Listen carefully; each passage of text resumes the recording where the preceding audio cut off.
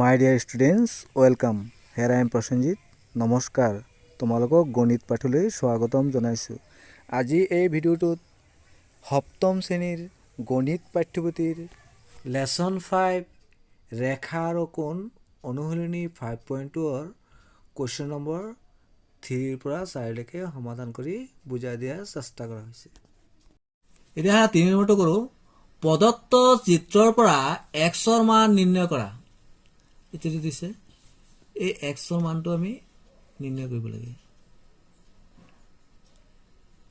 এতিয়া আমি দেখিলোঁ এইটো হ'ল এ বি ৰেখা, এইটো হ'ল চি ডি ৰেখা।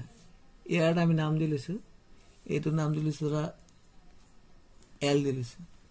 এই ৰেখাটো এই ৰেখাকেইটা সমান্তৰাল বুলি দিয়া নাই, কিন্তু আমি ধৰি লৈছোঁ। ধৰা হ'ল এ বি বাহু সমান্তৰাল এল, আৰু তেনেহ'লে কি হ'ব? চি ডি বাহু সমান্তৰাল কি হ'ব? এল। এই বাহুটোৰ সমান্তৰাল এইটো হ'ব, এই বাহুটোৰ সমান্তৰাল এইটো হ'ব। এতিয়া ধৰি লোৱা হ'ল এই কোণটোৰ মান দি দিছোঁ আমি এম দিলোঁ নামটো, আৰু এই কোণটোৰ নাম দিলোঁ এন। এতিয়া আমি এক্সটো উলিয়াব লাগে। এতিয়া চোৱা, এই এল আৰু চি ডি বাহু যদি সমান্তৰাল হয়, আৰু যদি এইটো ইয়াৰ ছেদক হয়, তেনেহ'লে এইটো কি হ'ব? এইটো কি হ'ব? একান্তৰ কোণ হ'ব। একান্তৰ কোণ হ'লে কি হ'ব? তেনেহ'লে একান্তৰ কোণটোৰ লগত সমান থাকে, একান্তৰ অন্তকোণ। তেনেহ'লে এন ইকুৱেল টু কিমান হ'ব? 30 ডিগ্ৰী। ইয়াত আমি ব্ৰেকেটত লিখিছোঁ একান্তৰ অন্তকোণ।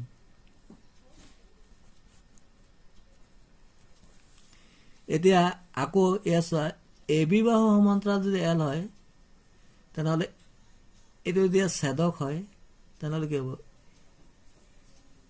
এইটো যদি ছেদক হয়, তেনেহ'লে এই কোণটো কি হ'ব? একান্তৰ কোণ, অন্তকোণ। তেনেহ'লে একান্তৰ কোণটোতো সমান থাকে। তেনেহ'লে এই কোণটো যদি 45 হয়, এই কোণটো কিমান হ'ব? এমটো কি হ'ব? 45 হ'ব। তেনেহ'লে আমি কি লিখিব পাৰোঁ? M equal to 45 degree. এইটো হ'ল কি? একান্তৰ অন্তকোণ। এতিয়া এইটো এটা সম্পূৰ্ণ কোণ হ'ল। আমি জানো যে এটা সম্পূৰ্ণ কোণৰ মান কিমান? 360 ডিগ্ৰী। তেনে আমি কি লিখিব পাৰোঁ? এই কোণটোৰ নাম কি দিছে? এক্স। এক্স প্লাছ এইটোৰ নাম কি? এম প্লাছ এইটোৰ নাম কি? এন। এই গোটেই সম্পূৰ্ণ কোণটোৰ যোগ কিমান হয়? 360 ডিগ্ৰী। এইটো হ'ল কি? সম্পূৰ্ণ কোণ।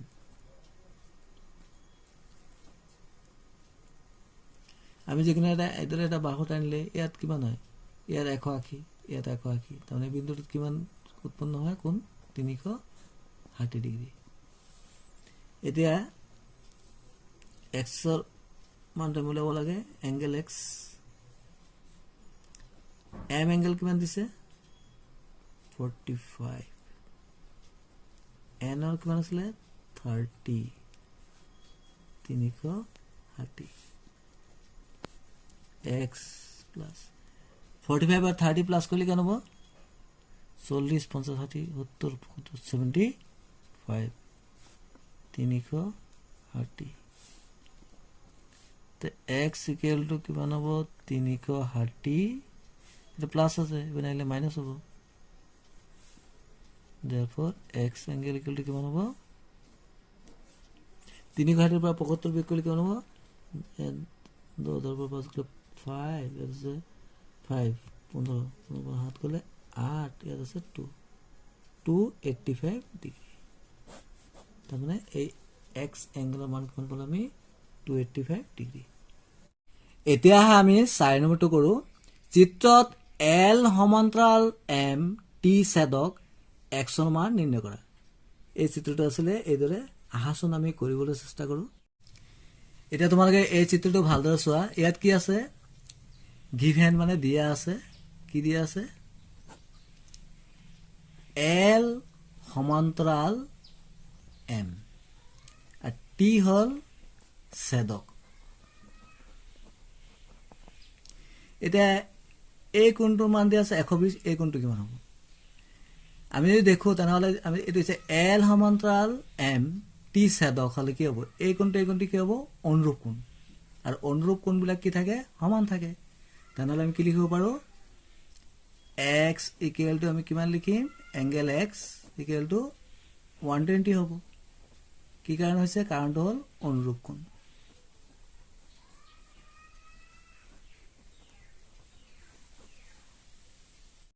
এতিয়া হে বিনিময়টো কৰো। ইয়াত দিয়া আছে গিভেন দিয়া আছে। কি দিয়া আছে? দিয়া আছে এল সমান্তৰাল এম আৰু এই টিটো হ'ল ছেদক। টি হ'ল ছেদক।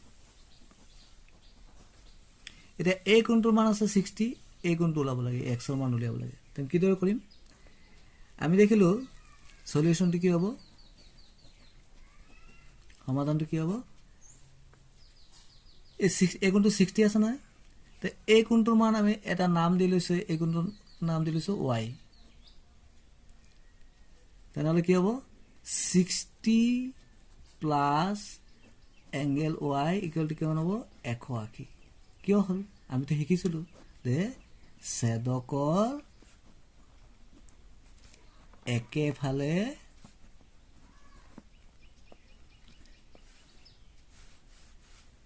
বা একেফালে থকা অন্ত কোণৰ সমষ্টি কিমান হয়?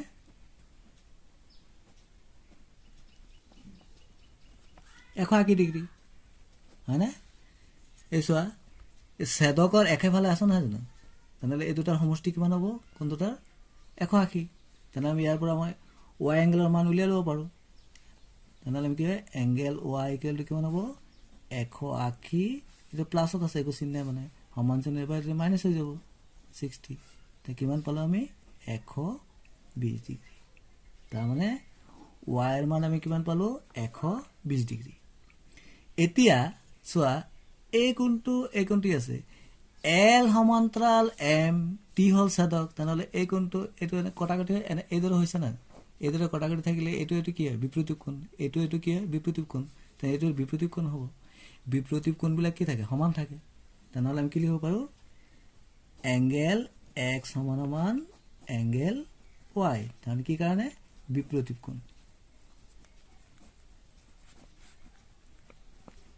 তেনেহলে আমি কি লিখিব পাৰো? therefore angle x equal to কিমান লিখিব পাৰো? 120। তাৰ মানে এই এংগলটোৰ মান কিমান হ'ব? 120 ডিগ্ৰী। এতিয়া আমি c2 কৰো। এই এংগেলটোৰ মান দিয়া আছে, এই xৰ এই এংগেলটোৰ মান উলিয়াব লাগে। কিমান হ'ব বাৰু যোগটো?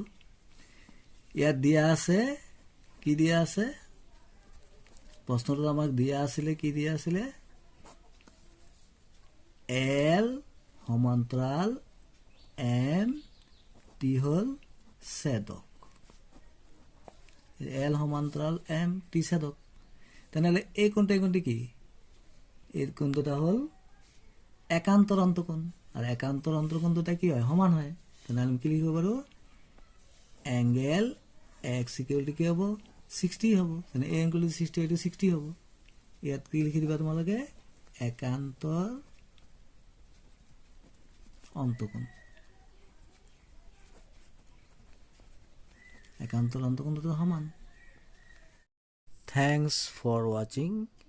ইয়াৰ পৰবৰ্তী ভিডিওত 5.3 গণিতসমূহ বুঝাবলৈ চেষ্টা কৰাব। Thank U.